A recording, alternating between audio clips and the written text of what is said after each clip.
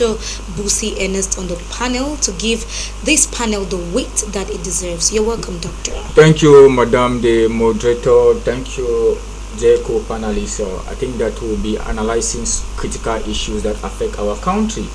And I want to say that economic independence is very important for every country. And I want to say that politically and economically, I want to say Cameroon is not yet independent economically, because we are still facing a lot of financial constraint in the world. We are depending on the IMF, we are depending on the World Bank, we are depending on the Exim Bank to succeed in this country. I want to say that Cameroon is suffering financially. Before I land on the critical topic today, Madam, I want to talk about the ongoing AFCON that is ongoing, and I'm very, very disappointed with Cameroon and the national team and the coach of the national team, the manager of the national team, Rigobert Song. And I want to say that the boys have to work hard. They are still young and energetic. They have to work hard. We need to build a team spirit psychologically. We need to empower them, and we need to believe in ourselves to see the Cameroon of the 2000s. I'll be waiting for you to introduce the main topic of the day. I know you have introduced the topic of the day. I cannot start talking on the topic of the day because I know it's a very critical issue that affects our economy. It affects all Cameroonians, even the rich, the poor, and everybody. It affects everybody, Madam. I want to say that we are really in a time of inflation in our country.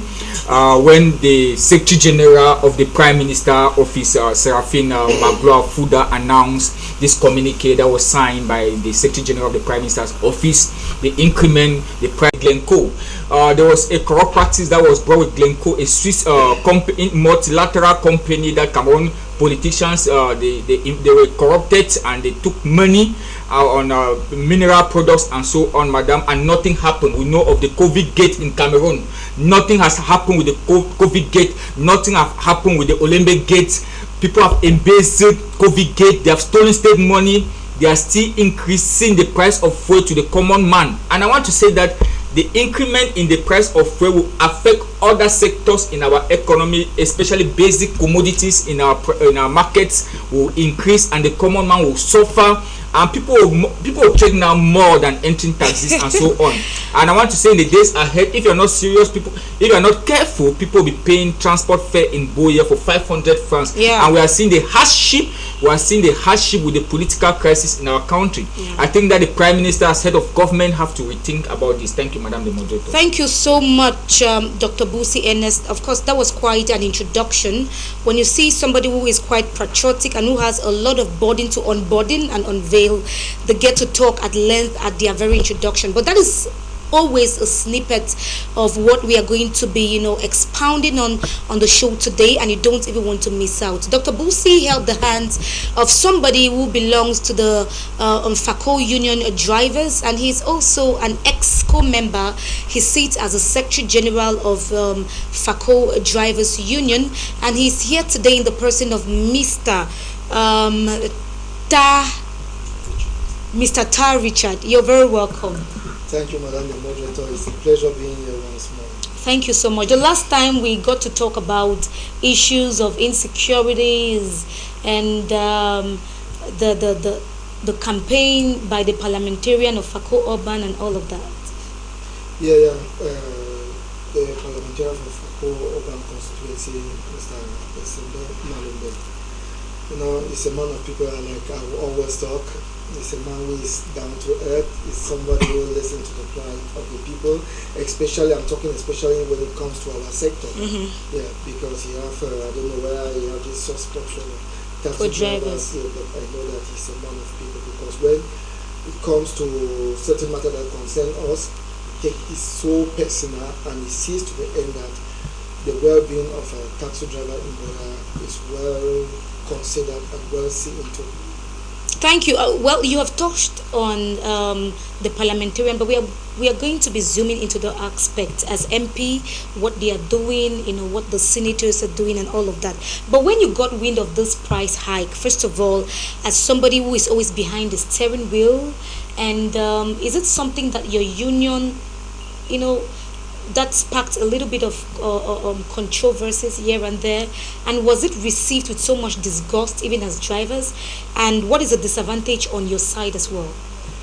Yeah, Madam the moderator, that news we got it with a lot of criticism, as I can say.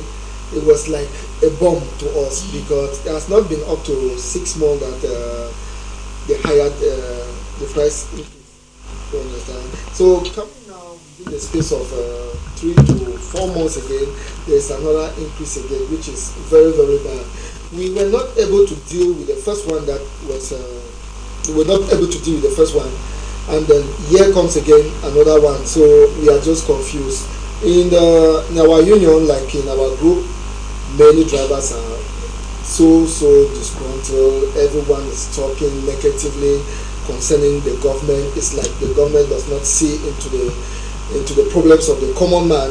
Like people always look at the taxi driver, the taxi sector as the common people in town. So it's like the government does not care about the problems of the common man or the well-being of the common man. Even if, like the doctor earlier said here, that this increase has affected everyone, especially the people who are trekking, the population has really affected because the normal taxi fare that we first of all had, which was 250 francs, people were not even paying. They came and increased the fuel price and increased the taxi fare to 300 francs. People were not able to pay, and now another increase has come again. Definitely there will be another increase again for taxi fare. So definitely, yes, definitely. So how are people going to cope? If you cannot pay 250, is it 400 francs that you are going to pay? Okay, now let us look at the geometric progression. At first, with the recent with the previous upsurge in the fuel price, it was increased to 250 taxi fare. Yes. So now to 300. Okay, to 300. Yes. So now, what do you envisage, or how much do you envisage the price for taxi fare to be? Well, we'll still be looking forward because from the news speculating, it stands at 400 francs per day and maybe 500 francs at night per drop. So we are still looking forward to see if it's going to be a reality or it's just speculations. But honestly, the taxi sector is not happy and we have been deeply affected because we are going to experience like trouble, fighting with passengers, because if passenger could not pay you 250, it's not 300, it's not 400 that are going to pay you, because at first we had many problems between taxi drivers and passengers that comes to the office.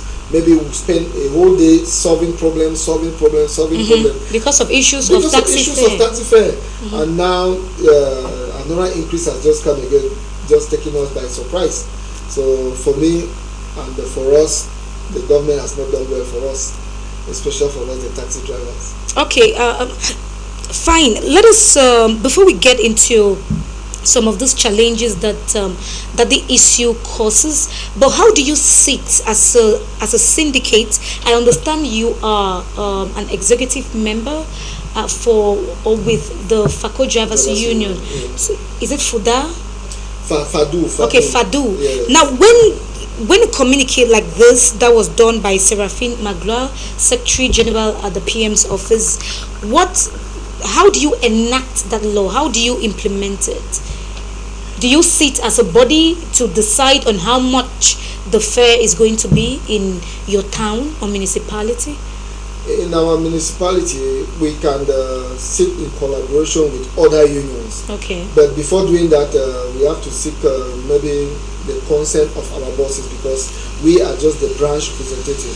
We also have big people ahead of us. We have our boss. We have the regional bosses. We are, and then in the case of national syndicate, they also have national presidents. They have regional president before the branch. So for something like that to be discussed, it needs the consent of the national bosses and the regional bosses to sit down and discuss. But when a communique like that has already been passed, it has already been passed. We don't have anything to do. We can only grumble, like the government we know. We can only grumble and we always stay quiet. So the common man, I don't know how we are going to deal with this. But if, like the doctor said earlier, that maybe the Prime Minister's office should review that communique or that decision. If it can be reviewed, then bring a positive impact or a positive answer, then it will be fine for all the Cameroonians, not only on taxi drivers. Okay, thank you. Doctor, I think this is the point where your much needed wit is expected. When Mr. Richard keeps lambasting on the common man crying, do you think this affects just the common man? I see you a lot with your car here and there in town. Does it affect just the common man who does not have a car, or just all are sundry? I'm going to categorize that. People are in different categories, and I want to say that it affects the common man deeply. And Madam, the moderator, there are a group of people that it will also affect. There are some people that it will not affect them. There are people that the administrators that have fuel bomb. Somebody like the divisional officer of Boya, it will not affect him. Somebody like the regional delegates, all the regional delegates will not affect them. The governor will not affect the governor in any way. Top military personnel, they have their fuel bomb. It will not affect them. Even some top administrators in the university will not affect them. But it will affect me, madam, because I'm using my salary to buy. I don't have a fuel bomb. I'm using my part of my salary, because when I receive my salary, I put my salary that I will spend about 40,000 francs a month for just my petrol. Okay. And it's even small. But there are people that they give them petrol bomb every semester. They have petrol bomb of about 1 million, 300,000, 400,000, 500,000. And people who put these laws, madam, they're the ministers, the prime minister, the president of the republic. I want to say that it doesn't affect them in any way, because it will affect mostly the middle class people and the common man. It will not affect the president of the republic in any way. It will not affect the prime minister in any way. That's his petrol bomb. And it will not affect his entourage in any way, all the ministers and the directors. It doesn't affect them. They have petrol bombs. But it affects the common man, because the multiplier effect of this will affect other sectors of the economy. Because if somebody gets up, like you are working in the private sector, they pay you 60,000 francs. There is no way that your patrol is going to add your salary. But with the 60,000 francs, if transport fare increase to 400, 500 francs, it affects you, the person, the individual. So it will affect the common man. It even affect even farmers who go to the market and buy, business people go to the market and buy, and even workers who live here in Boya and go to Douala. Business people live here and go to Douala. Let me tell you that in the days ahead, if they were paying 2,500 from Boya to Douala, or 3,000 with 4,000 francs, as if you are going to Bamenda. And those who will be traveling to Bamenda from 6,500 will be about 8,000 francs. You are not careful in the days ahead. So it affects everybody. The multiplier effect, but it doesn't affect a group of people. Because if you are an administrator, you are going to Bamenda, you are fuel bomb, it doesn't affect you. People who put this law, it doesn't affect them. But I want to tell that, madam, when you look at what they call fuel subsidy, a subsidy is what? Government is supposed to subsidize this fuel, so that government takes this money and pays the burden, so that it reduces the burden to the population. But you will see now that with the fuel subsidy, government have removed their hands there. They are not suffering it. They have pushed the burden to the common man. Okay. So they now, all the taxes now and the increment that the common man will be paying will be entering the state coffers now, and government will now use the money to do other infrastructural development. But we are asking ourselves, if the multiplier effect is on the common man, why is it that all this time around we don't have the infrastructural development, we don't have good roads, we don't have pipe-borne water, we don't have street lights, and so on? So if government was to do this, and we face the consequences, and we give them the money, and then they redevelop our country, will be better. But the issue is that they will not use the money even to develop our country, and you will see increment in taxes. There will be tax increment, and the tax burden now will fall on us. And if you are to buy a car now, madam, let me tell you, the import duties now will not be easy for you. The import duties now, the custom duties now will be very, very heavy. And in the days ahead, if you are not careful, because lately they increase the prices of like insurance and other car documents, and if you are not careful, also that sector also will be increasing. Does it mean that it affects everybody, especially the Dr. Busi? So does it mean that the increment of fuel prices causes a ripple effect in economy? In economics, it causes a multiplier effect, because you know that transport is very important in business. So how does it tally with affecting car documents? Okay, let me say, for example, lately the government increased, because if you look at the cars, if I'm to pay my insurance and you have a big Jeep we don't pay the same insurance. He knows True. better. Yeah. We don't pay the same insurance in our cars. Mm-hmm. So I want to say that all these sectors, especially the transport sector, it affects the transport sector very deep. Because if I'm to pay my insurance, it depends on the category of my car. And Madam the moderator, I want to say that the multiplier effect of this is very huge, in the sense that if you look at this increment now, I want to say that taxi drivers, what they'll be doing is that their unions now they'll increase the price of taxi fare. They will not contact Yaoundé, they will not contact the Minister of Transport. If you see all these agencies like Mondial and Sawboys, they are not going to contact the Minister of Transport. They are going to sit indoors with their transport union and increase the prices, and it will affect the common man. And if you're supposed to travel to Bamenda and buy your goods, or to Manfred to buy your goods, Definitely. you see that transport fare will increase. And when the transport fare increase, the goods that price you of buy the from goods. Nigeria or Manfred, then you come and say, yeah, you have to increase the price of your goods. Okay. So it affects the common man. So that's what the government did not see before taking this. You were one of the voices during the exclusive on the 31st of Yes. December You heard what the president 2023. You heard what the president said, and it was quite mind refreshing that he actually touched on price subsidies, Of course. promising Cameroonians that it's It going to better. be a subsidy of fuel and all of that. Now, just barely 1 month, January 1st, we are receiving this news, and does it mean that Biya's promises is a little bit wavering? I want to say that sometimes, Madam, the head of state doesn't take these decisions. There are people who take this decision. This communique came from the Prime Minister's office. It was not in the presidency. It came from the Prime Minister's office, Professor Seraphine Fuda, the Secretary General in the President's office. And I want to say that before he wrote that, it came from the presidency, from the Secretary of State, Secretary General in the presidency. But why did the Secretary General? And if you look at this, it happens with that. It happened in Nigeria too. When the president of Nigeria came, they removed fuel subsidy, and when they remove it, the hardship, it affects their currency. To today, there's devaluation in their currency. The Nigerian naira doesn't have value again, and the fact that the naira doesn't have value, it has led to what? It has led to inflation in their economy. It has led to poverty. It has led to hardship. But we are saying that when government is taking decisions like this to remove their hands, because fuel subsidy is something that government is supposed to subsidize all these things. Government is supposed to use money to subsidize these things, because they are coming. We are not the one refining these things. They are supposed to pay an amount of money so that they reduce the burden to the population. So if government, they are removing their hands and they are putting the burdens on the common man, and with the hardship that we have, the political crisis we have, the economic crisis that we have in Cameroon, I think that our government is not doing well. And I want to blame the National Assembly, Madam. I want to blame the Senate, because we have a Senate that people go and sit there and clap their hands. But when we look at the Parliament, how many English parliamentarians do we have there? We are looking at OC. It's not an issue of whose English voice can be muted. It's an issue of this thing is affecting the whole Cameroon. It's not affecting only the Anglo-Saxon region of the country. It's affecting the national territory. And I want to say, sometimes our Francophone brothers are so quiet. They will not understand the pain people are going through.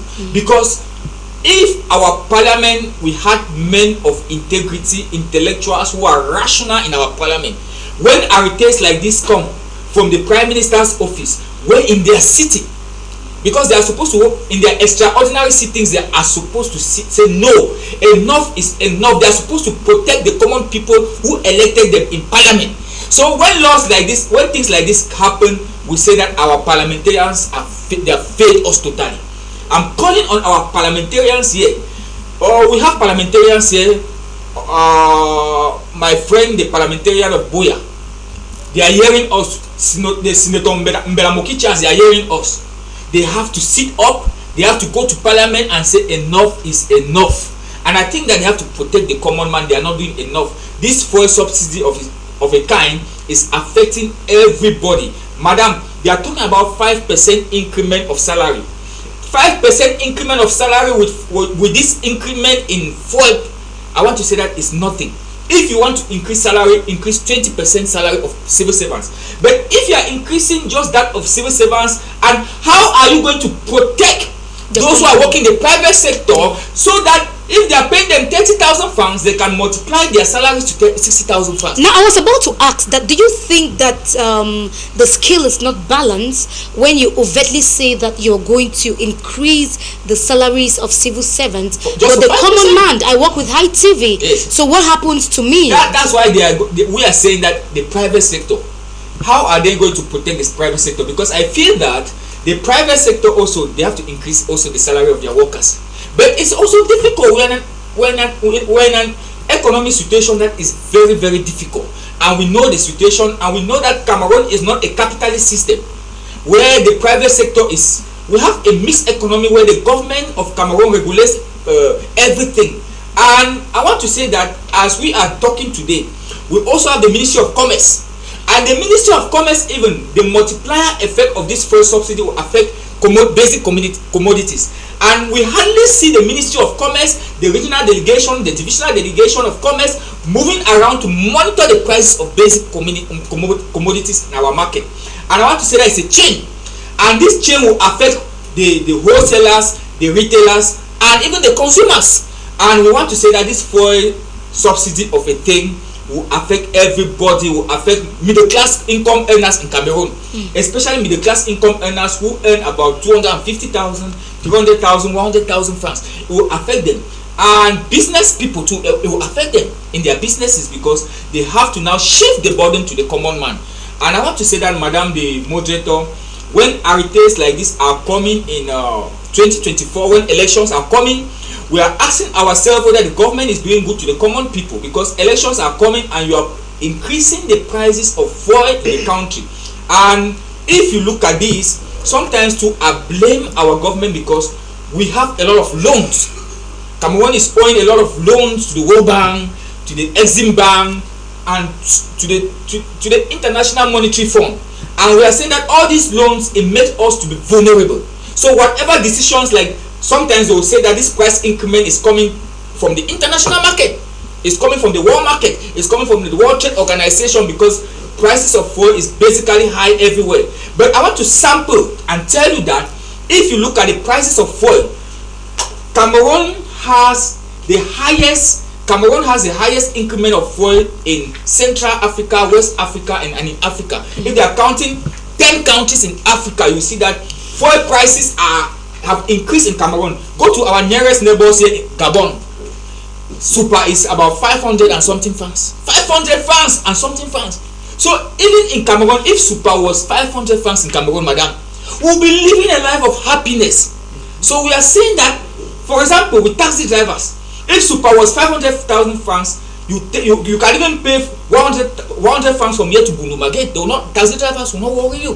But now, I will not blame a taxi driver that will put the burden on the common man, because in Gabon, super is 520 something thousand, 24, 550 or 520 something francs.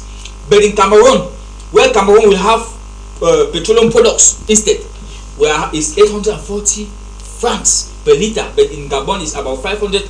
And if you look in Africa, Cameroon has the highest increment in petroleum products. And we have all these products. We have Sonera there, and ask myself, there are Russian companies, there are other companies like the international company in the Swiss, the Glencore. They came and influenced some government officials here, corrupted their minds, and they gave them money. Till today, government have not said anything about the petroleum products. And I want to say that the international organization called Transparency International investigated that case. Till today, those people have not been sanctioned. There are ministers in this country, there are directors in this country who have embezzled state funds. And I ask myself, can we use the money to subsidize petrol? Can the people give back the money to subsidize petrol? They have embezzled billions of money. They are in prison. They should give back the money so that we can subsidize petrol, so that the common man will feel healthy. We are in Boya. We don't have street lights. We don't have roads. And we are talking about fuel increment again. And I want to say that it affects, the multiplier effect of this is huge. The government have reached marginal utility, and they are going to diminishing return. They should rethink. It's high time His Excellency President Pobia rethink about this fuel hike. All right, thank you so much, Doctor. While you catch your breath, maybe we'll also get to hear from you, Mr. Richard, because Doctor is talking at the surface level and even the grassroots level, but you are the person who relates often with the common man every blessed day. I don't know if Monday and Sunday is an exception, but when you feel the need to ply the road, you can always go there and you relate, so you can actually have quite a handful to tell us.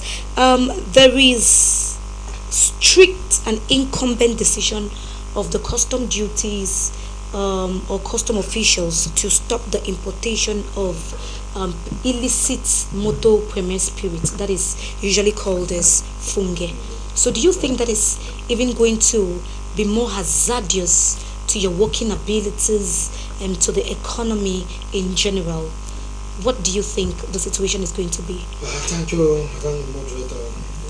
Actually, at first, we're first of all benefiting from this roadside fuel, illicit fuel, the one we usually call fungi. We, the taxi people, were first of all benefiting from them. But it came a time when a communique was passed by the governor of Southwest region that no illicit fuel should be sold municipality or in the region even. So from there now we started facing a lot of difficulties, considering that we had to return back to the normal fuel, country's fuel in the station, which was first of all 733 francs. We were unable to deal with that. That is why we ran to the roadside fuel, the illicit fuel, to see that we can cope, because by then we were buying it 10 liters or a liter, we're buying it at 500 francs, sometimes 550. So no person will leave 500 francs per liter to go for 733 francs. So we were using that advantage to see how we can meet up, and by so doing so we were so considerate to passengers, because by then we noticed that we were trying to make some profit. So we as human, and we are so welcoming, especially the taxi drivers. We are so welcoming. We sometimes we even welcome we were even hospital to the customer up to our detriment. By that time we benefited from that fuel. You can sit in a taxi, just remove maybe 150, 200. We'll just try to manage. But when that communique was passed that no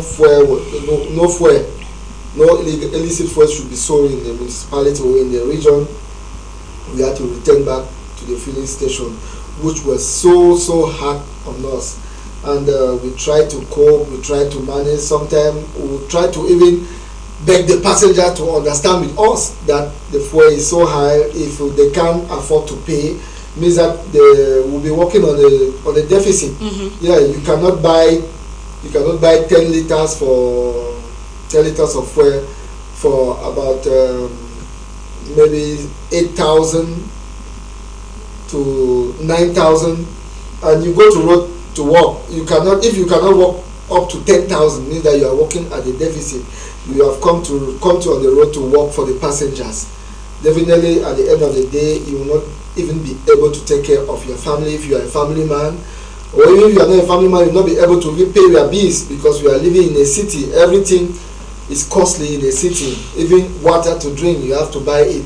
So we are really passing through a lot. And then just few days that another increase has come again. We are still trying to see how we are going to cope. Some of our drivers have even struggled to start looking for another way to start doing some other jobs. Some have decided that they will go maybe to shanty work, to start doing their shanty work. Those who are working, driving under people. Okay. Because if you take a taxi to go on the road, the patron is waiting for the balance. 8,000 sometimes. Yes, 8,000 francs. And some patron now, they are looking for 10,000. They say since there's increase of fuel, there's increase of tariff. Yeah. Definitely there must be increase of balance. So some patrons have decided that their vehicles now will be balancing but 10,000 francs. So if you go to take a taxi, somebody's taxi, go to the road, your boss is waiting for his 8 or 10,000, and you cannot walk the whole day. The taxi driver, sometimes we leave our homes by 6 a.m., come back by 9 p.m. or 8 p.m. Cannot go stress yourself all day and nothing to show for. Nothing to show off. Some will even go home maybe with 1,000 francs, maybe with 2,000. By then you cannot do anything. We best know the living standard in Buea. There's no way we go and buy food again for 500 or 300. Each joint that you go there, 1,000. Yeah. So if you have to eat 3 square meals, 3,000 francs, and then maybe you can take a bottle of juice to calm down. Doctor was talking about people, trekking. Was that mere exaggeration? Can that be serious exaggeration? People are trekking now. They cannot afford it. Yes. People are trekking. Doctor spoke like a person who is on the road every day, who sees the daily activities of this municipality. Sometimes when you go to my 17, especially the rush hour, you see people trekking with luggages. Because maybe they want to reduce the distance. Yeah, they want to reduce the distance. Some they are unable to pay the fare, because if you stand from my 17, so that you are going to Bunuma, a driver may tell you that you pay 500, you pay 600 at that rush hour, because there is also calculation in everything. There's rush hour. We the tax people, we know when to, when to calculate, when to calculate to walk high. Because sometimes the work is fluctuating. It's not all the time you see passengers on the road. So we always work with calculation. There's rush hour in everything. Like when how do you think the common person, when we talk about common person, this is not actually a derogatory term, but just to imply or to address those who do not belong in the category of maybe civil servants or drivers. In this case, we want to use them as case study, common person like myself. How do you think they are going to welcome this? We know sanctioning the 250 fare was actually a talk of war in Cameroon, especially in Buea, and now there is about to be an upsurge in the tariff. So do you think that this is going to come with some radical way to make the common person understand? Because there are sometimes a lot of fights, a lot of battles, a lot of squabbles between drivers and passengers. So how do you think we are going to communicate this to the common person? What has been the strategy over the years? Well, sometimes, for us, the leaders of various syndicates in Buea, we always have platforms that maybe we are always there to educate our drivers to, have that good relationship with passengers, because sometimes in business it depends the way both parties communicate. Yeah, it depends the way both parties communicate. That is why if they say tariff is 300 francs, if tariff is 300 francs, that tariff is negotiable. It is negotiable. That's why we always advise passengers, before you enter into any taxi, negotiate with your driver. Yeah, make all negotiation outside. A driver can still carry you even for 100 francs, but it depends the way you negotiate with that driver. And we always advise people to have that good approach. We have platforms, maybe like how we are always on High TV. We also have another platform that we are there to educate the passengers, the public, to know that it is not easy on we the drivers, because we forgo a lot every day. Because when I go to work, I carry about 200 to 250 persons, or even 300 persons every day. And those people not up to 30% or 20% will pay the normal fare. Yes. So it means that what I'm losing every day, I'm losing like 10,000 every day or 5,000 every day. But we don't even put that into consideration, because that tariff is negotiable. Yes. So we always advise people to have a good relationship.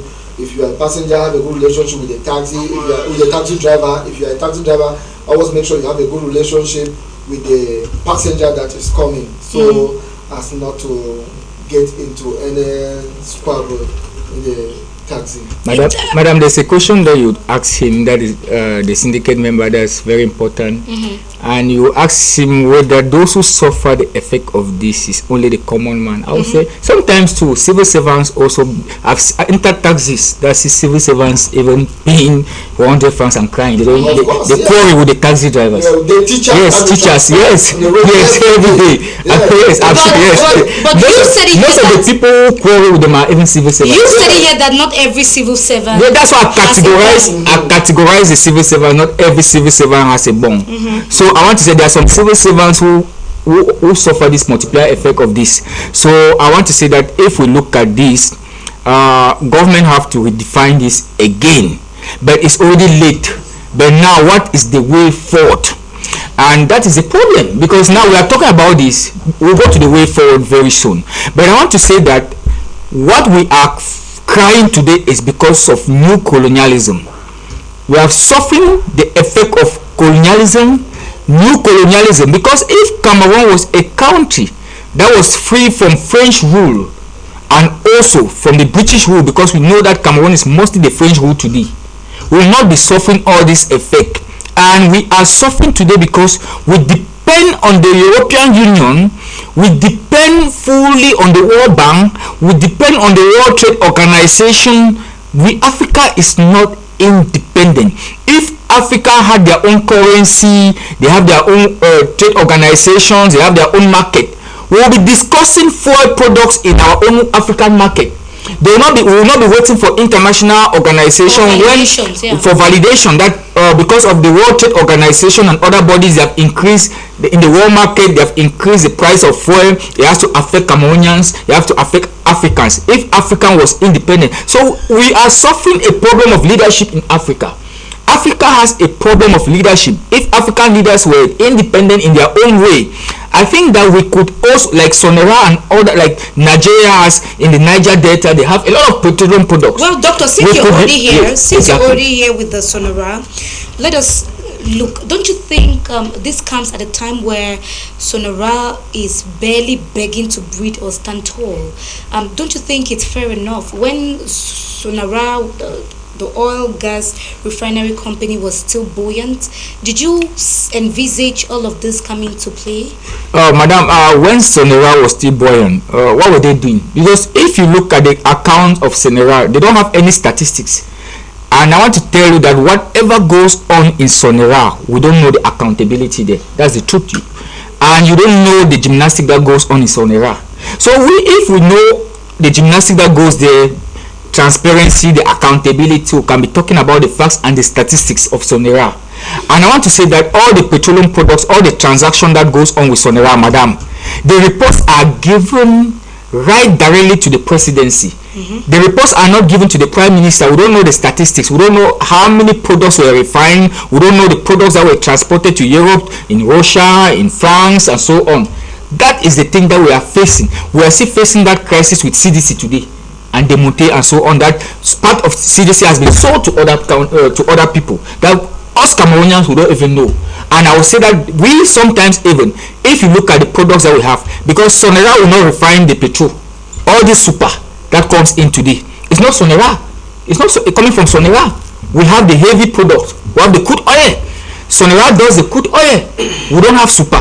So what is difficult that we cannot refine all this crude oil? We take our crude oil, we send abroad, and then they refine the oil, they send to us, and they redefine the prices of the oil.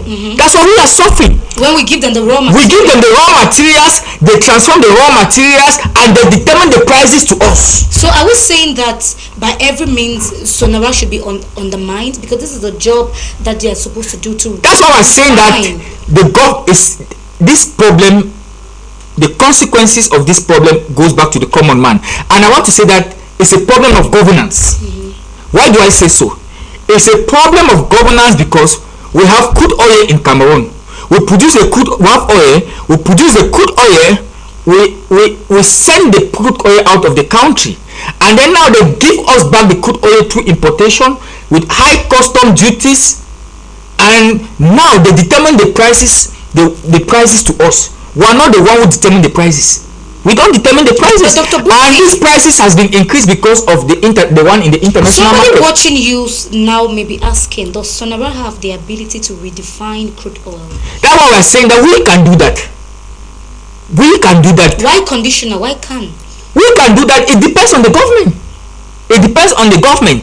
The commissioner, the commercial driver is saying, like this funge. Why can't we do funge?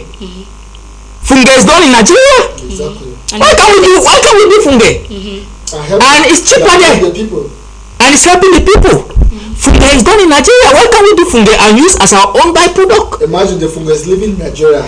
Yes. Come sell 500 francs. Exactly. For 1 liter. Then imagine how much are they selling in Nigeria? In Nigeria. It should be about 350. Yeah, it's cheaper there. If all those transported from Limbe again right here, it's just 500 francs. It's just it's just recently that funge is high. The price has increased because of the fuel subsidy that was removed by the new president. So we are saying that what we are suffering is that we have this crude oil. There are a lot of markets, international corporations abroad, companies abroad that wait for this crude oil. In Russia, they come and fight with Sonara, come bargain in France and so on. We just give them the crude oil, they refine. Tradex, is Tradex a Cameroonian company? No, I think it's French. Tradex is not a Cameroonian company. Texaco is not a Cameroonian company. They are not our companies. They are French companies. And now, business people now buy all this oil and determine the prices to us, and the government now regulates it. They are not our companies, and some of the companies are owned by the wife of the president of the republic. It's run by her. So we are saying that if we're the one owning Texaco, Tradex, we do this crude oil, we process them, and then we use, because we can do it. We just need to buy these machines. And I will tell you that, madam, what we have to come out from new colonialism, because the West, they cannot give us all these things. Why is it they cannot give us these machines for us to process all these things? Because they want to be using us to trade by barter. We give them this, they take. It's trade by barter that we are doing with them. So we are suffering. We are our own problem, leadership, because we have all these things that we can do, and even invent these technologies and refine our own oil and use. But now we wait for them, because there was a time in Cameroon, the commercial driver knows that we didn't have people were going to petrol station. There was no petrol. They were literally going with they were going and waiting. People were going and waiting with containers, waiting there. And the minister came out and said they are waiting for petrol to come from one country to be entering the country. Is that correct? It's in the 21st century. Doctor, I feel that we have overstressed. We understand the pains in the voice. No, but we have to voice it out to the government, because as we are talking, the governor is not suffering about this.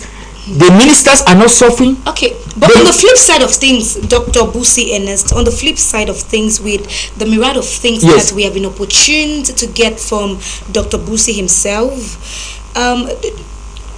Biya, in his outing through Professor Seraphine Magloire-Fuda, has secretary at the Prime Minister's office, the Star Building, has said Biya Paul has subsidized other things, especially household equipment. Don't you think this is a bite and a blow to a certain extent? So while we are thinking that this is not commendable, do we think that it's also... Let's just go to Malingo. I want to buy a TV set. Have they regulated that if you are having this 4 inches or it's 20 inches, you still go and bargain the price too first? We have not reached the standard in the world market or in developed countries that when you go somewhere they have their price tag. It's the same. It's standardized, because we have not reached that status of standardization. If I go to the market, I want to buy pepper, it is the retailer that determines the number of pepper that who give me. It's not the presidency. It's not the presidency. We have not reached that stage. But I want to say that things like petrol, whether I like it or not, if they are subsidizing, maybe they are subsidizing the import duties. That if a container comes in, that you are removing the container, the import duties will be reduced. And now the multiplier effect comes to us, whether we like it or not, madam. I will tell you that somebody that is importing now cars and is selling the cars, and if you are not careful, even madam, the prices of cars will increase. The prices of cars will increase. Yeah, if you're buying, yes, if you're buying a car for 3.5 million, the car can be 4 million now. 4 million now. I'm telling you, because import duties, tariffs will be high. There is an increase of cars. Tariffs will be high, and we are talking of, we're not in what they call tax embargo. The tariff now will be high. And if you look at this, the government sat critically, and government discovered too that they have been subsidizing a lot, and billions of money has been they have been subsidizing billions of money to the common man, to the people, to the consumers. And now they want this money now to be subsidized in other areas, so that Cameroonians will also enjoy other sectors, so that money can be, the multiplier effect can go into our development. But we keep on saying this and we're not seeing it. And now I'm asking myself now, thank God that they are subsidizing this. And if somebody is driving from here to Douala every day, and I hope that they will not increase the tariff, the money that people pay for this at the toll gate. I hope that they will not increase that too in the days ahead, because now we are bringing modern toll gates. How does it corroborate? No, to be candid, we are bringing more toll gates, and in the days ahead, if you are not careful, the modern toll gates, when they will be installed and they will be used, I will tell that madam, this 500 francs that I give at the toll gate, it will increase. Just be looking, just be watching. Doctor, it will not be 500 francs again. It might increase again. Yeah. And I want to say that this issue of petrol, it has affected the national territory, it has affected business, it has affected the economy, it has affected common people.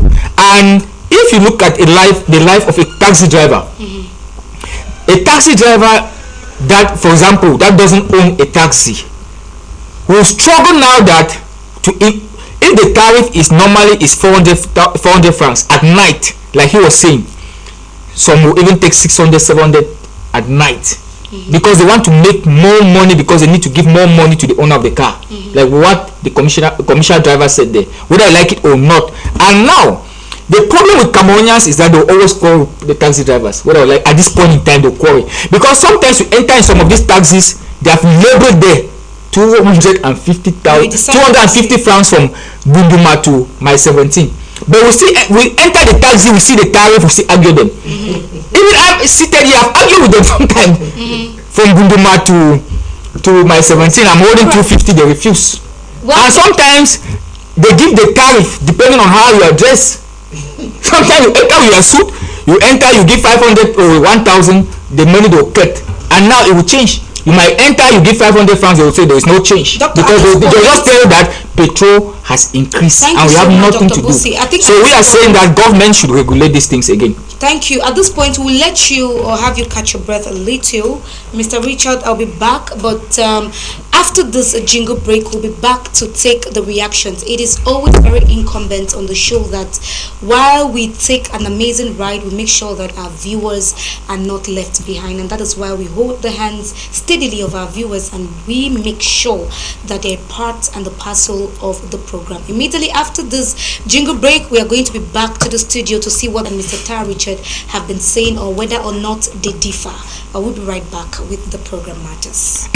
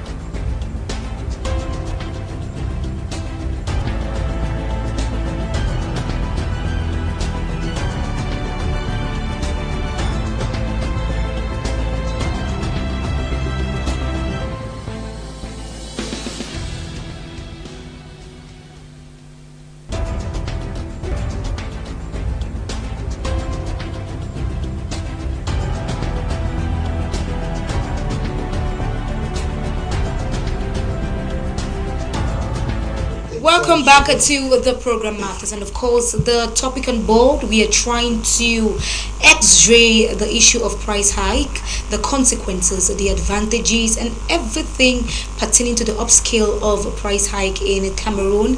I know that this news from the Prime Minister office from Professor Seraph roll out subsidies of prices while implementing subsidies of other stuff like household equipment. Well, we are going to be hearing from the viewers who've been following the program keenly, and they have this to say. This one says, do you know that Equatorial Guinea sells super gasoline at 495 francs, Madame the Moderator, and gasol diesel at 470 francs, while in Cameroon a normal day taxi fare is now 400 francs due to the recent increase in fuel prices? This program is timely. Thank you so much. My regards to the panelists. Thank you. We see you, but can you sign the program next time so we know where you're writing from? Thank you so much for following the program. Remy Rida says they couldn't even wait for their old stocks to get finished. Pathetic. Who owns... Oh, this one says gas stations have actually implemented the recent prices. They couldn't even wait for their old stocks to get finished. Pathetic. Crude oil is a curse to Africa, but a blessing too for the other continents. I agree with what Dr. Bushai is saying. Dr. Busi Ernest is his name. Thank you so much, Mr. Ngwambe Fube. Would want to know in your subsequent messages where you're actually writing us from. Seki Thani says, this is unacceptable. We have no jobs, no opportunities. How can we pay if the government cannot means? Thank you so much, Mr. Seki. This one says, we thank the head of state. My regards to the panelists, especially the doctor. All right, he is going to hear definitely. Deki says the pain of meeting.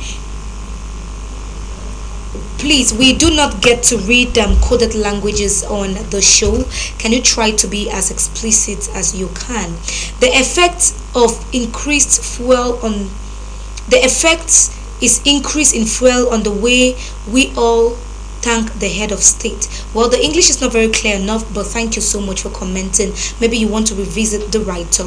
The decision is for Cameroonian to go and register massively at Elekam to change the situation in 2024.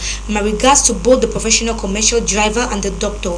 You guys are animating the program. Thank you so much. I mean, it makes a day to hear that you have said that. Hart Bill from the United States of America says, I'm following the program, such a timely program. Cameroon, don't tire me. We just need to work hard and stop all of this. And I think our voters card can stop all of this nonsense. I am dying in pain. Wow, from the United States, and the pain is actually far reaching right there. Prince Yenso Frederick I says there were petrol stations were very quick to change the price, to modify it. After all, everybody wants to make a lot of gains. We thank the head of state. Andom Daniel says, I'm writing for Muya. I think you should give ample time for the doctor and the professional taxi driver, a shout out to them, to actually expatiate on the effects of this increase in fuel. I think they need several microphones because their voice is not loud enough. That is quite very, very comic. But Doctor, with all what you said, Mr. Richard first, with all what they have said, you know, if you get to read in between the lines, they're actually sympathizers of, what you are actually preaching or crying out here. People talking about the commercial drivers and all of that. They feel your pain, but then again, they're not trying to sweep under the rug their own pains. I think this is a point where you start telling us some of the subtle disadvantages that it has got for you people as the commercial driver. What are the subtle disadvantages? Thank you, Madam the Moderator. The disadvantage is that within these few days that this increase has come, we are not going to get as much, or we are not going to get what we were first of all getting, because we have to start to till the soil to be soft for the passengers to understand that this increase is not by the taxi drivers but it's by the government. So they to we have to sensitize them. We have to talk to them in a way that they have to understand, to see that, well, let them see how they can pay, even if they cannot pay the real amount, but let them give something reasonable in such a way that the loss would not be too much on the taxi driver. So it's really going to be hard for us, especially these few months, because we have to deal with a lot of people. You know, we're on the road like that, we meet all kinds of people, categories of people, especially somebody that may dress like doctor here in his suit. Once you enter the taxi, you start speaking big grammar to taxi people. You want to say something, you will say, start bringing you but grammar when you does not have money to pay. So by then when you want to go further, you ask, do you know who I am? Do you know who I am? And we know that everyone is a big person. Is somebody. Yes. So sometimes when they wear their suit like that, they enter into a taxi, some of them will just start intimidating us, since they know that most taxi people, they tell us like the common people, which we are not. Because in our sector we have graduates, we have big personalities. So this is you talking. Yeah. My brother, I'm not cutting you short, please. In your sector, I have an in-law. In your sector. He's a high school teacher. What? He's having his own private taxi. He's a high school teacher. He's teaching with the government and he's having his taxi. He's a taxi driver on the way. He's on this way. He's on the road now as I'm talking. So there are many of them. There are many government workers who are having private taxis. So in essence, we should not look down. Degree holders never look down on anybody. It's not good to look down on people. They are taxi, like, see how the taxi drivers are very eloquent. Yes. Right on, please. So we are just going to see how we are going to manage, since we beg on the government to review that decision.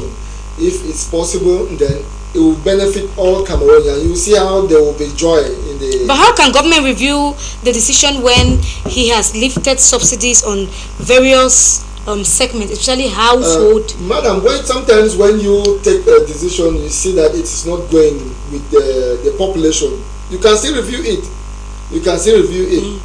Natural laws were made by man and can also be bent or rearranged by man. Talking about the place of law, Valentino says, Madam the moderator, can you please read my message? Please, this is the second time on your show and you're skipping my message. My apologies for that. Thank you so much for taking time and your sense of patience. The law was meant to protect the rich and depress the law was meant to protect the rich and depress the poor, just like what the doctor on set is saying. Government officials don't buy fuel. They use public vehicle with burn fuel for their personal projects. They don't know what it means to buy fuel. The price of cooking gas didn't change because they were the ones buying it personally.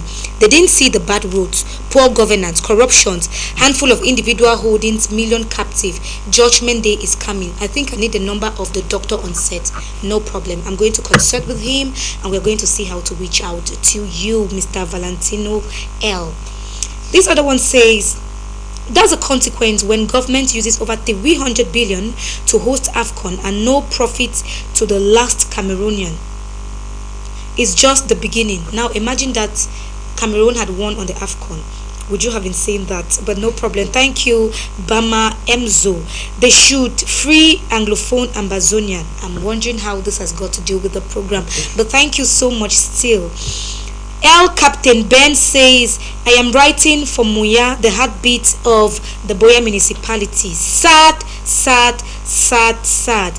Only the poor feel it. The current price increase has not yet reached the government's target. The target is 1,000 francs per litre. The price would hit 1k per litre before the end of this year. Bet my hand. Doctor, a lot of messages coming in, but please, you guys would have to be patient. I'm going to be picking up intervals within the show and to read out your messages. We see what you people are writing to doctor and to the professional driver on board, and even the ones who think that government is actually doing quite a lot in subsidizing all those segments. Doctor, so far you've been following the comments. I see you nodding to some, and I see you expressing maybe disgust to others. What can you make out to be the prime motive of Cameroonians writing and reacting this way?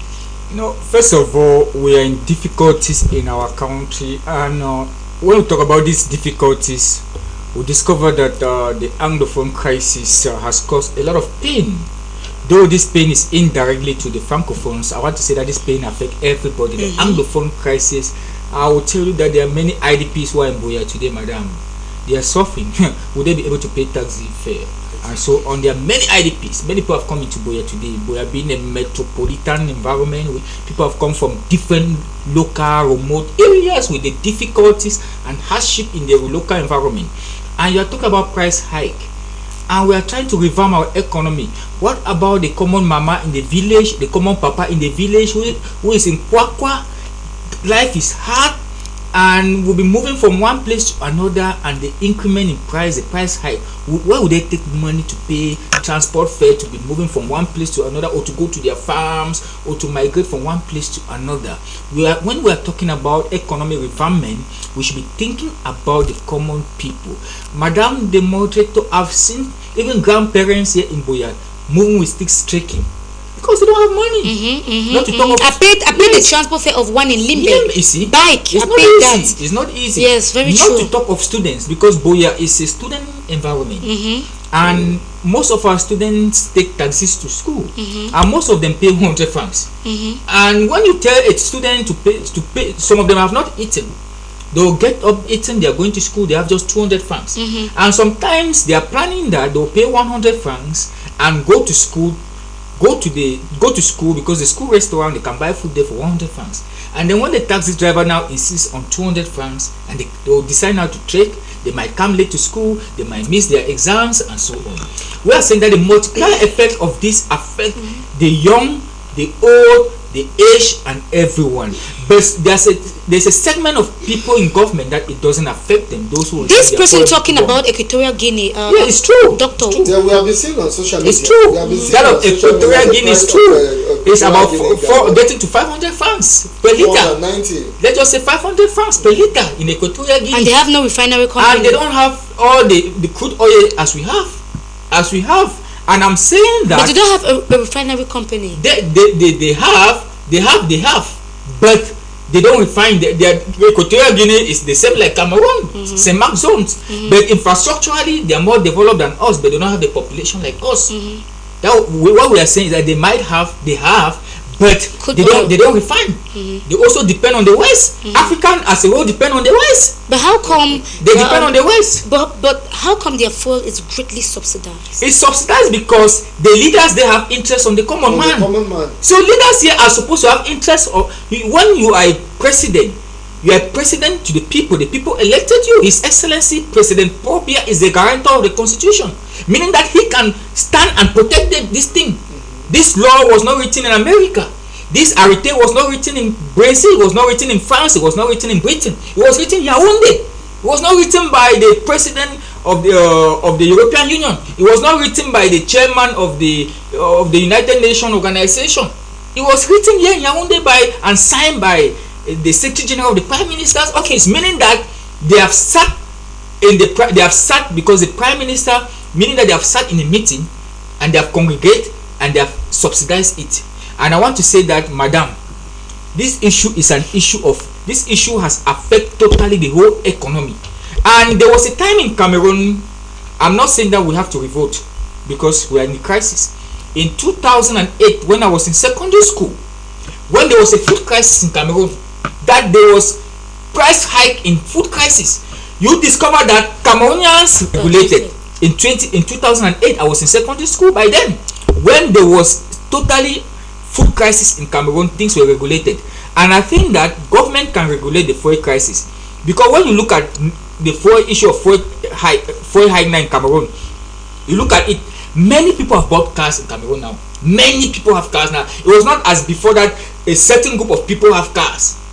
Now people have cars. Many people. It's not a luxury. Car is not a necessity. It's a necessity now, and being a necessity, it should be like a basic right of Cameroonians to have cars and enjoy, and you help them their movement from one place to another. And now, if you buy a car and your salary a month as a civil servant is 100, because as we are talking, there are soldiers in the field, Sangalongs, their salary is 60,000 francs, 70,000 francs. If a soldier's salary is like that and he has a private car, a police personnel of 90,000 francs, and then you are buying fuel. What some of them enjoy is the benefits given to them. They don't have salaries as we are talking. They have, and if you are a primary school government teacher and you are receiving a salary of 100,000 francs, you have a car that takes you to school. You use 40,000 francs a month to put petrol. You have to pay house rent for 60,000. We know about house rents in Buea. To have a family house in Buea is not less than 60,000 francs, 70,000 francs, 80,000 francs. At the end of the day, if for me, as for me, for example, if I'm putting petrol for a month 50,000 francs, I have to pay my house rent for about 90,000 francs and plus. All right. At the end of the day, will you ever build a house of your own, madam?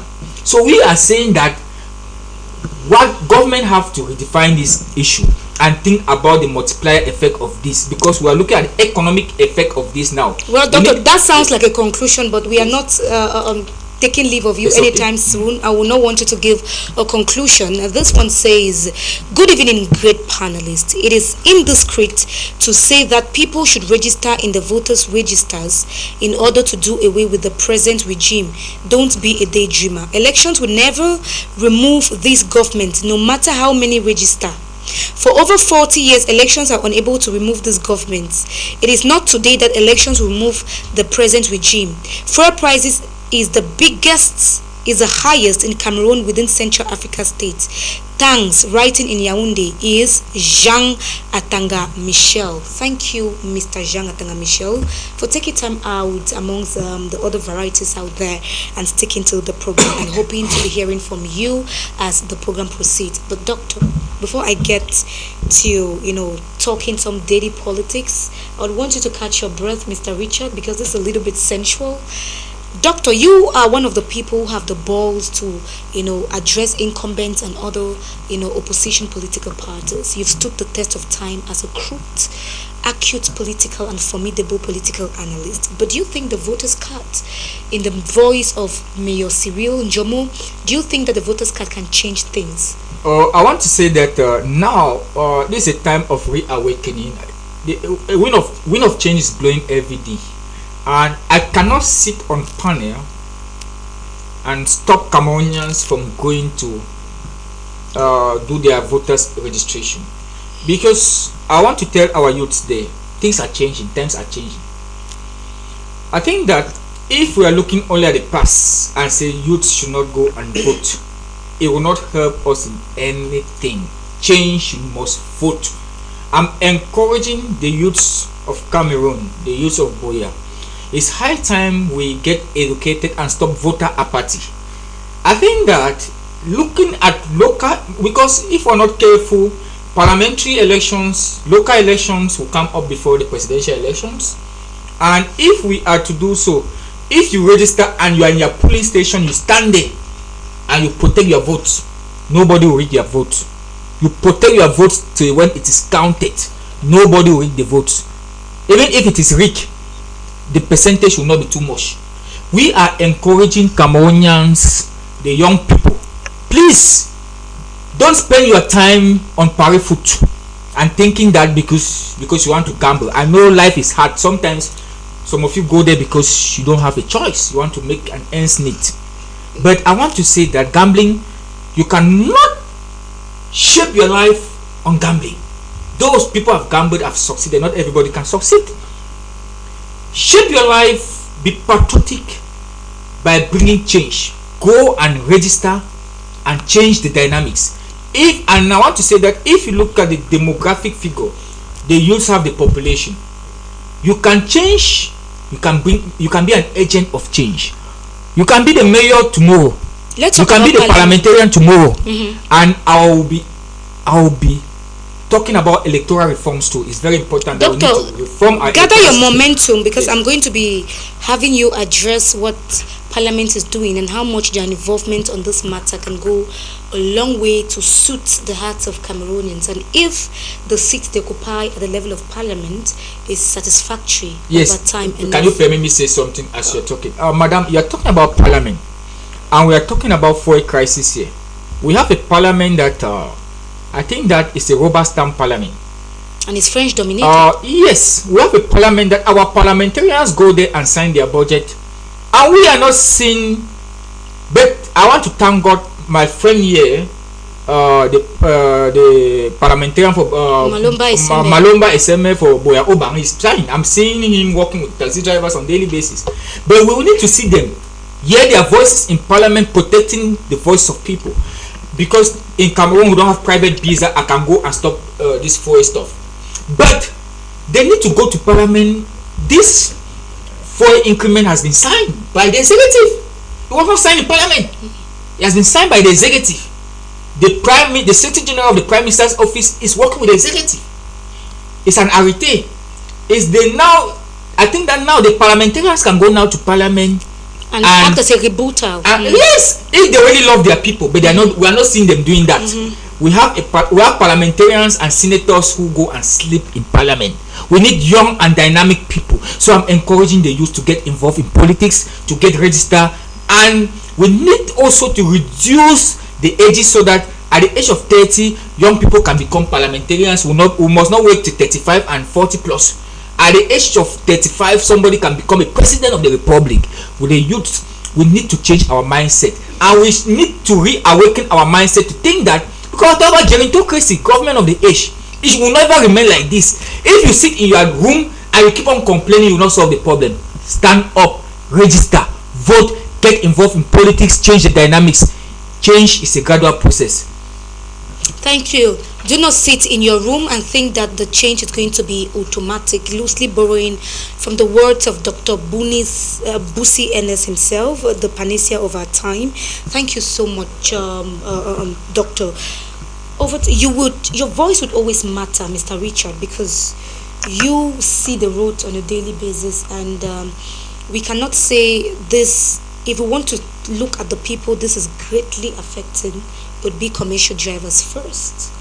And at this point in time, do you think there is an urgent need for this bill, for this policy, for this hike, and for this document to be revisited at this point?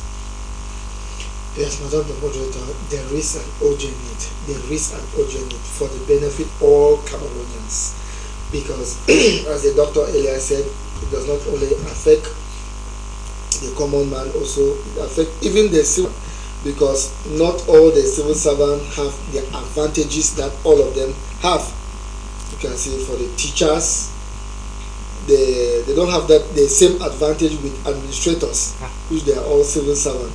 So the way you go again to the common man, like the people maybe life is so difficult, very, very difficult, because everything now is going to have an increase, because when there is an increase of fuel, definitely everything will have an increase, because your crops from the farm, it has to be transported. Even from your home to the market, it still have to be transported. You want to go to work, you are taking transport. Everything revolves around transport sector. Okay. So definitely everyone is. Let us look at how it's going to affect agriculturalists. Yeah. Doctor was trying to expatiate on the ripple effect, which I got, but I don't know if the viewers out there got. But I know that the viewers of Matters are oftentimes very smart. It is always a ripple effect, since it's a chain. You used the word doctor. What is that word that you used? I mean, you said everybody's affected. There was a terminology you used which I was quite fascinated by. So how do you think that let's just say there's a chain of effect. Good. That if it affects me, it affects you, it yeah, affects of the other course. person. And it's like a snowball. It will affect everybody, and in that snowball, if that chain it affects me, that I'm a teacher, it will affect you as an agriculturalist. It will affect that farmer, because if it affects you as a driver, you will send it to the farmer. Because now you increase the price of the farmer. The farmer will come back now, increase the price in the market. And they will also affect the business people, because for you to that bargain prices will not be easy. And you turn now and you affect the consumer. So it's a chain of effect from wholesaler, we agree here. consumer. We agree here that everybody. It may affect the farmers. It will affect, not it may. It will affect the farmers. But what about those dealing with provision? Those who are not it's still the same existent. thing. They have to transport the goods. Maybe you can leave from it to go and buy in Douala. Yes, you are paying transport. Of course. If you are not paying transport, you're using your car, that fuel you have to buy fuel. So you are being Even those affected. going out to Nigeria. Like my brother to- is saying that, madam, there were, few weeks ago I was in Douala, coming back to Buea, because when I was going, I paid 2,500 francs. Like he was saying, it was a rush period. There were no cars. We had to come back to Buea.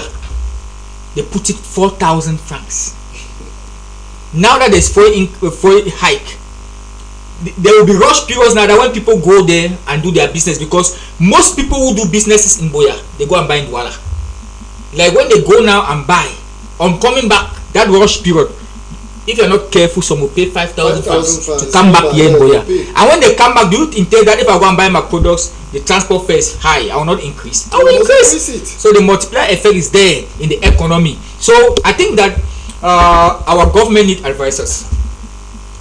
They need economic, because we have advisors in the presidency, we have advisors of the prime minister's office. There are many advisors. And do you think this there are incumbent many regime? advisors, but the truth is that sometimes when you're a big man, you feel they cannot listen to others. No, but do you think that this incumbent does not have advisors? Now I'm telling you that the prime minister has many advisors. I've gone there several times. The prime minister has advisors. There's social advisor, there's economic advisor, they have attachés, and all these people, they are supposed to listen to them. And I think that before taking a decision like this, sometimes you don't need parliamentarians. You need experts like economists. Exactly. There are professors of economics in the universities.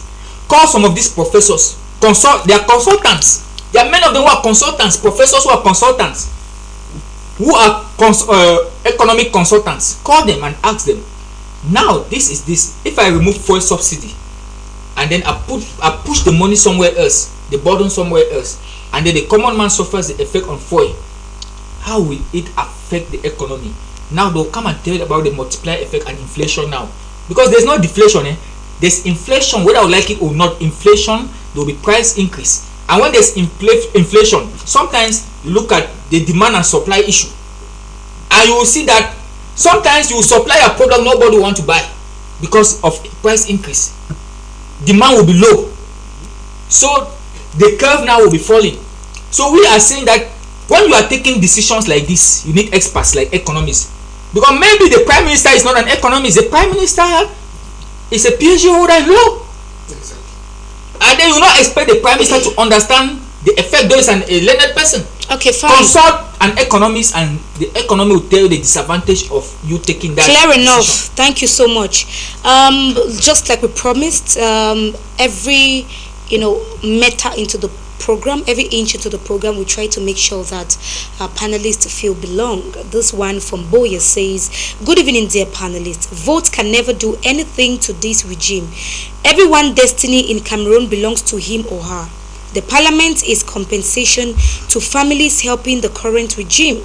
The common man suffer every day because of continuous increase in prices. The young in politics are children of the same individuals on top positions. We just need a natural to kill this regime. The system have been programmed to work for the next 80 years. I am Jarvis from Buea. By the natural to kill this regime. What do you think Jarvis is trying to talk about? No, that much. one is so deep, and I will not want you to involve my commercial driver there to answer that question. Okay. Because it's a deep question. Yeah. And But what do you think? I want to answer it. Let's demystify It's it. a political question. Oh, Jarvis, you watching? Can you I want to say demystify it? that we will not go deep into that, but I want to say that God is God, man is man, Okay. and I've educated the youths there. But Dr. Busi, what if the natural here is talking about, other angles like the voters' cards? Yeah, then it's Other better. Then angles it's fine, like- because so- now in governance, madam, is open to everybody to come. Because what we are facing now in Cameroon, some people are abusing the regime, the present regime. But I will say that the opposition is highly divided, and we have an opposition that now the president of the MRC is using this advantage now to come and sabotage the present government, and he was the member of government. And we have, he left. he left, but he has been minister. But he left. And we also have other members. We also have many political parties in Cameroon, more than 300, and presidential elections are coming up. very soon. You have not seen them coming out to tell Cameroonians their manifesto. You have not seen politicians or opposition political parties coming to educate the roadmap of their political parties. But we are still in pre-election season. Pre-elections. But have you seen them coming here, moving door to door to encourage people to go and register for elections? Madam, what I'm saying is that we are talking about forming of alliances, coalition. In 2018, when elections were ongoing, some of us advocated for alliances and coalition. How many opposition parties formed coalition to see that they could win elections? And still the same thing that we are still crying now, and nothing is working. And I'm educating the youth that, please, youth, don't sit and sabotage government when you cannot rethink. We need to think out of the box. We need to start thinking rational.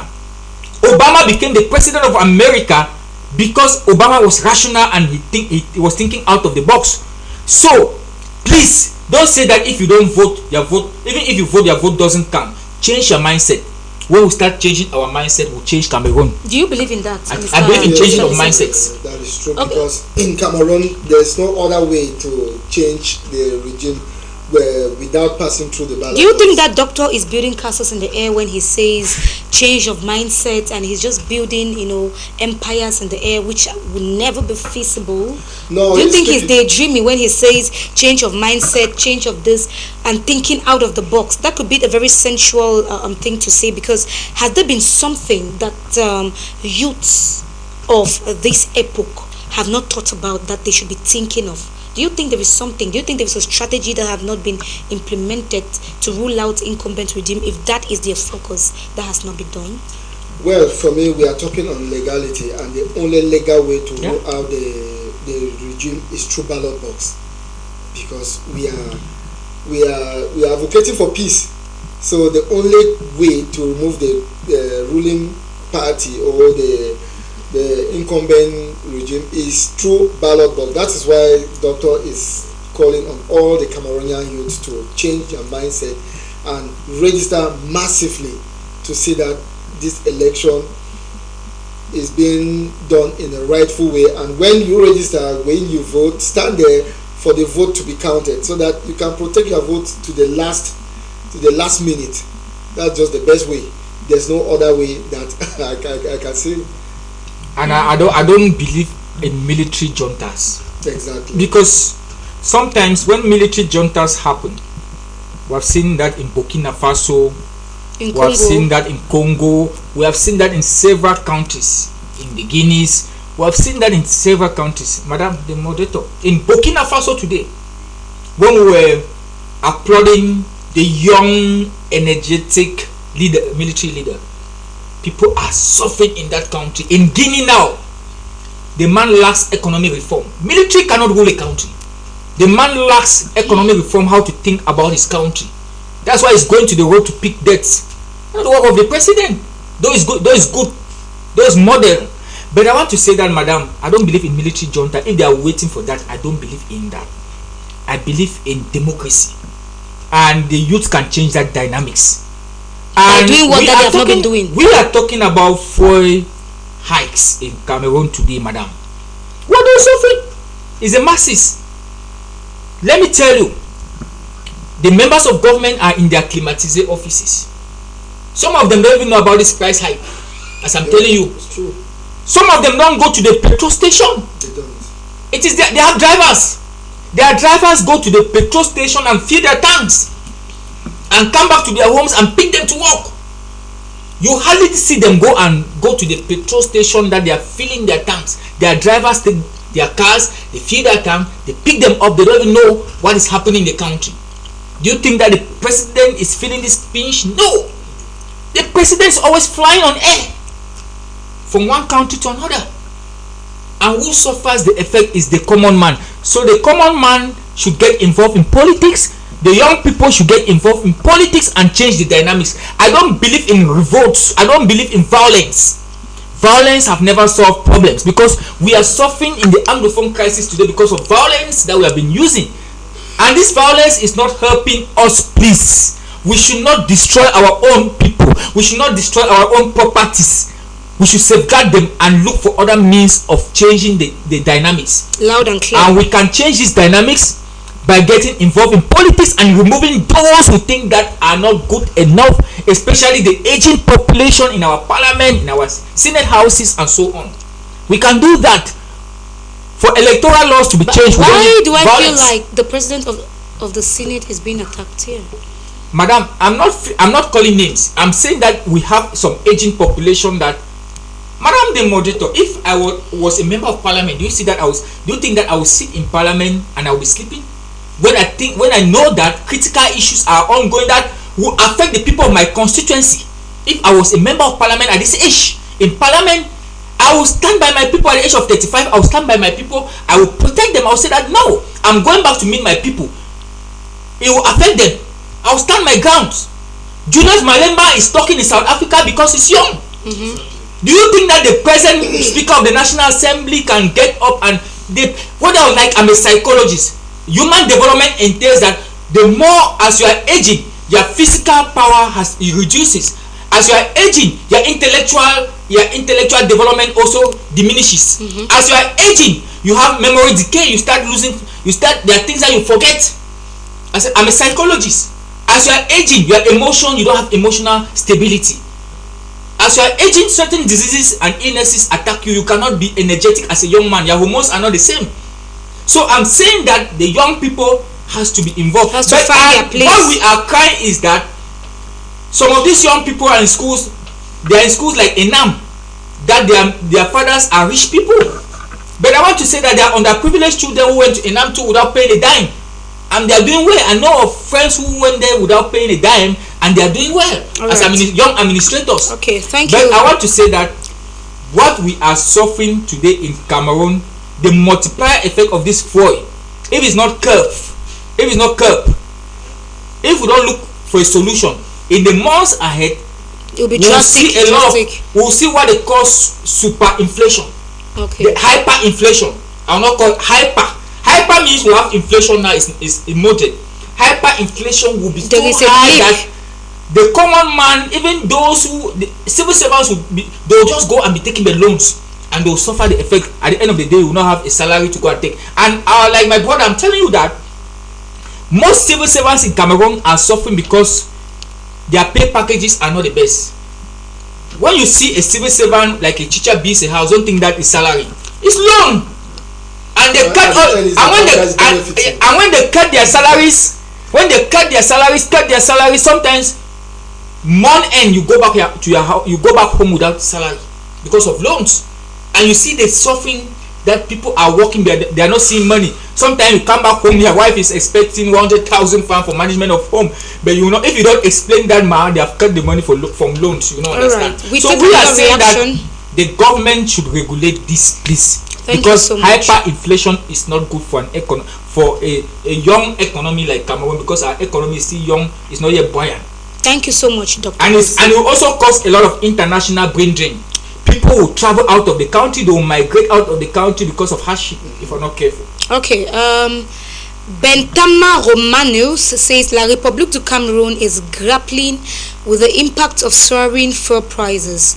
Despite the annual export of over 70 million metric tons of crude oil, the substantial revenue generated is often misappropriated as private income by corrupt authorities within the regime, with no transparency or accountability. Subsequently, the population bears the brunt of the consequences of this dictatorial governance.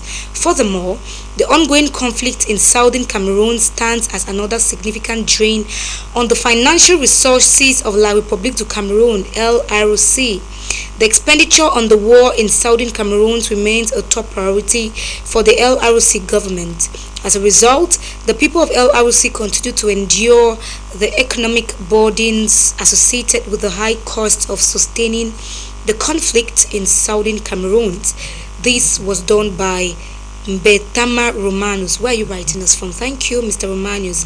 Sandra Ayok says, do they even care about they have not? I don't think so. For the rich, this will not even affect them at all. But for the commoners, this is really hell. May God see us through in this country. Mon pays.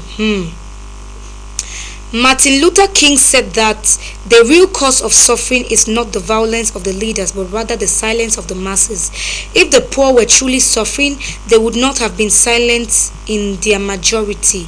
Njewa Bertrand. Thank you so much, Njewa Bertrand, for citing this. That was quite insightful. Very New James says they have also said that all the CPDM faithful members who've been helping to maintain their regime in power will be paying a liter of fuel at 500 francs. This is to show appreciation for their support to the CPDM demonic regime. Yeah, I think I hear this a lot on social media. I don't know the veracity of that statement.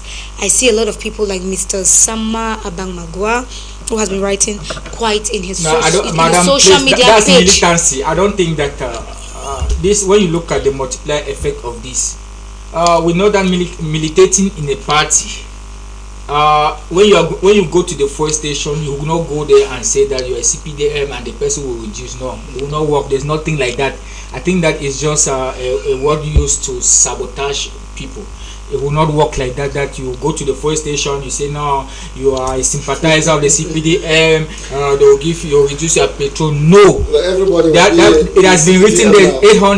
840 francs. You will pay the same amount. I think that is just a right up to abuse some certain group of people who are militating. But I think that people have their right to militate wherever they want to militate. But it's just their duty, it's just their right, it's their civic responsibility. Like I'm telling the users, it's their civic responsibility to register and vote for who they want to vote to bring change, not sitting in their rooms. Because most youths are sitting in their rooms and they want change. Change will never come in their rooms. Nigeria is a reason why fuel price is high in Cameroon. No. Nigeria government stopped fuel subsidy. Fuel price increased in Cameroon. Nigeria government was paying subsidy for Cameroon indirectly and other African countries. The moment they stopped, fuel price high in all the countries that were depending on Nigeria. I don't know how feasible that is. I want to say that when you look at the fuel hike in Nigeria, Nigeria is a sovereign country, same as Cameroon is a sovereign country. I think that we are here to educate people, and I think that Nigeria is a sovereign country. Nigeria is an independent country, same as Cameroon.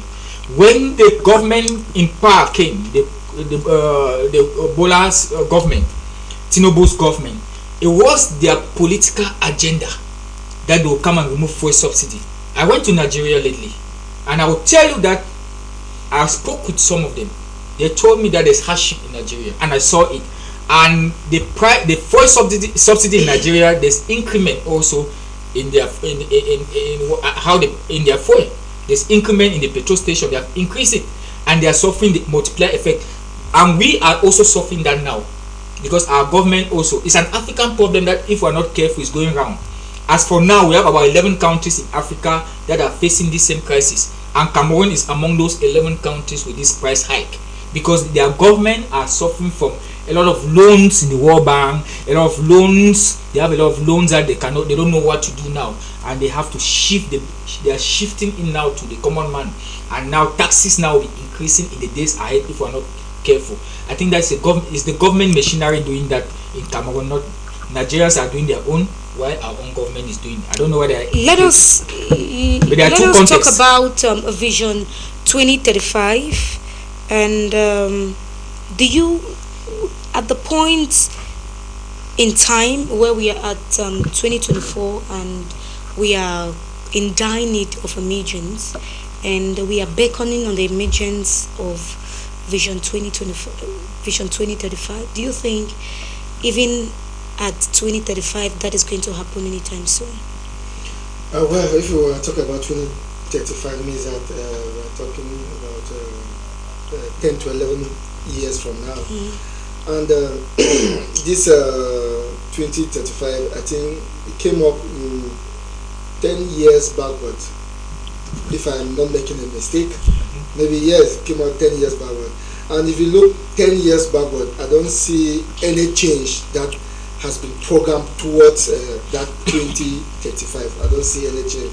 So definitely, if in 10 years we have not laid down any foundation, still then the 10 years, I don't see how we are going to accomplish what we term as Cameroon emerge emergency in that 2035. I don't see that to come to a reality.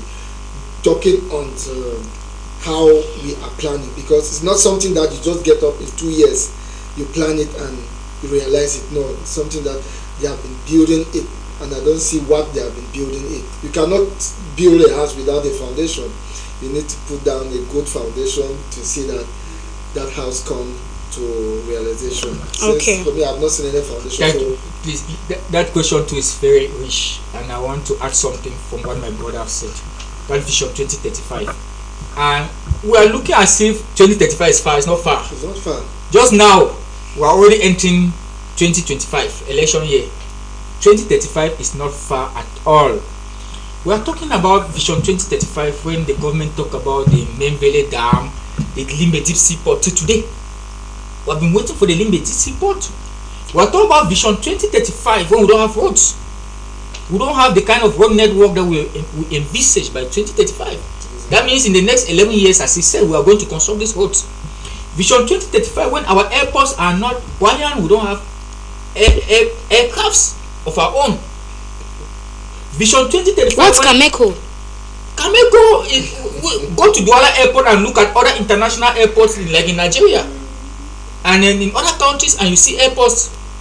Vision 2035, madam, when electricity goes off, when we have the rationing of electricity. They are rationing electricity. When we have that in the northwest, they are not using it. The Menchum Dam, we are supposed to use that. The Memvele is there. The other ones are there. We are talking about a vision that we need to work on it.